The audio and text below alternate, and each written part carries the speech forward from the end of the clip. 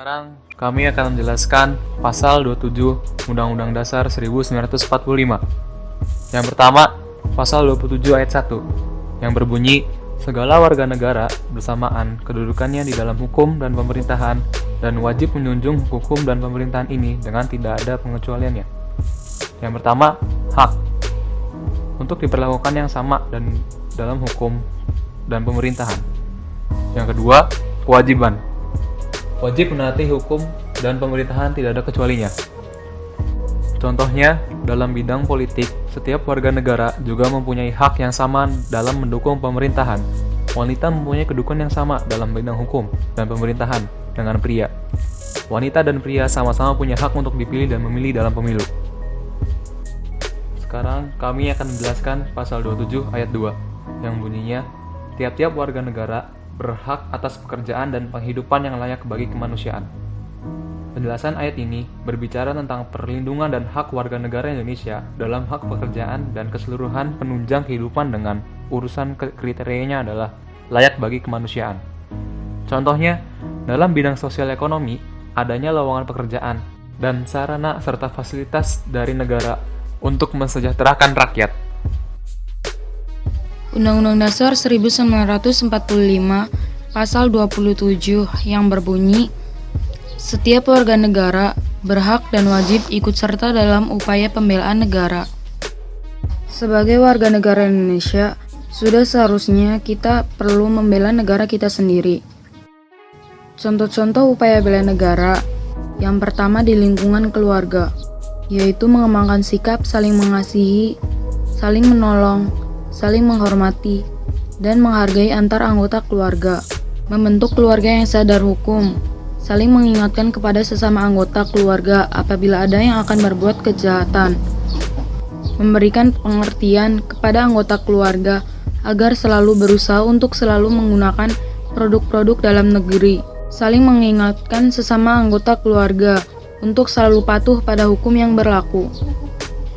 Yang kedua di lingkungan sekolah, meningkatkan IMTAK dan IPTEK, membudayakan GDN atau gerakan disiplin nasional di sekolah, seperti budaya tertib, budaya bersih, serta mengembangkan kepedulian sosial di sekolah. Misalnya dengan mengumpulkan dana sosial, sedekah, untuk membantu warga sekolah yang membutuhkan. Kesadaran untuk mentaati tata tertib sekolah, saling mengingatkan sesama siswa apabila ada yang akan melanggar peraturan sekolah, dan menjaga siswa yang berprestasi dan mengharumkan nama baik sekolah dan negara. Yang ketiga di lingkungan masyarakat, yaitu mengembangkan sikap tenggang rasa dan tolong-menolong antar warga masyarakat, menciptakan suasana rukun, damai, dan tentram dalam masyarakat, menghargai adanya perbedaan dan memperkuat persamaan yang ada, selalu aktif dalam kegiatan sosial seperti kerja bakti dan yang lainnya. Contoh pelanggaran hak Pasal 27 ayat 1, yaitu terjadinya perbedaan perlakuan oknum aparat penegak hukum terhadap para pelanggar hukum yang sering terjadi dengan dasar kekayaan, jabatan, dan sebagainya. Para pejabat yang korup diberikan hukuman ringan, sedangkan rakyat biasa dihukum seberat-beratnya. Selain pelanggaran hak, terdapat juga pengingkaran kewajiban. Contoh pengingkaran kewajiban Pasal 27 ayat 1, yaitu melanggar aturan berlalu lintas. Misalnya, tidak memakai helm, tidak mempunyai SIM, dan tidak mematuhi rambu-rambu lalu lintas. Padahal, di pasal 27 ayat 1 dijelaskan bahwa kita wajib menaati hukum dan pemerintahan dengan tidak ada kecualinya. Contoh pengingkaran kewajiban Pasal 27 ayat 2, yaitu tidak adanya lapangan pekerjaan yang cukup sehingga angka pengangguran dan kemiskinan meningkat.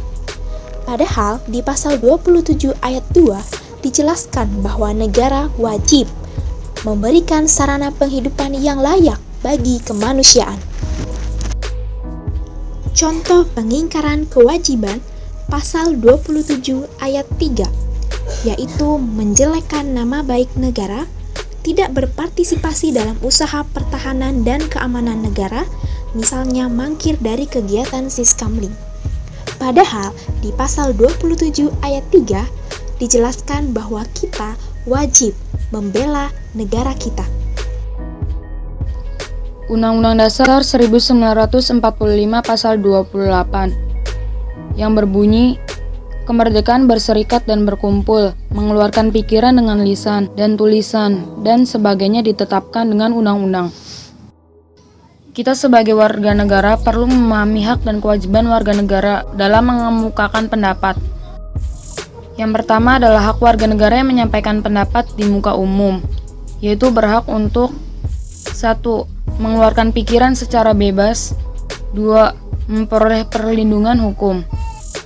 Kemudian, kewajiban warga negara yang menyampaikan pendapat di muka umum berkewajiban dan bertanggung jawab untuk: pertama, menghormati hak-hak dan kebebasan orang lain, menghormati aturan-aturan moral yang diakui umum, mentaati hukum dan ketentuan peraturan perundang-undangan yang berlaku, menjaga keutuhan, persatuan, dan kesatuan bangsa.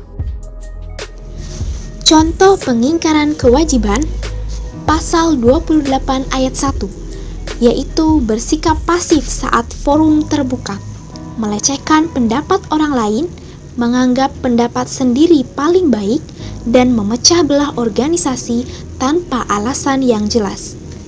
Padahal di pasal 28 ayat 1 dijelaskan bahwa kita wajib menghargai pendapat orang lain dan tidak memaksakan kehendak.